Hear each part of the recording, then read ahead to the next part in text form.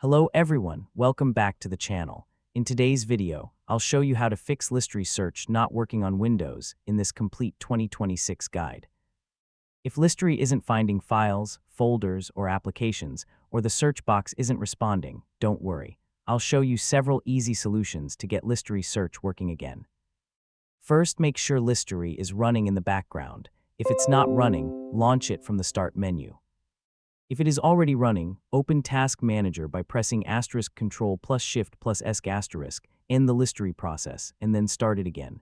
Next, check that Listary has permission to access your files. If you've recently changed drive locations or folder permissions, Listary may need to rebuild its search database. Give it a few moments after opening to refresh its file index.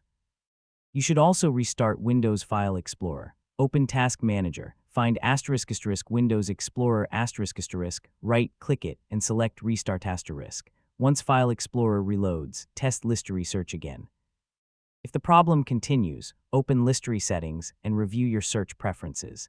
Make sure the folders and drives you want to search are available and not excluded from search results. Another helpful step is updating Listary to the latest version. New updates often fix bugs, improve search performance, and ensure compatibility with the latest Windows updates. If none of these methods work, uninstall Listary and install it again. A clean installation can repair damaged program files and restore the application's default search functionality. Finally, restart your computer after making these changes and test the search feature again. In most cases, one of these solutions will restore normal search performance. That's how you can fix Listary search not working on Windows in 2026.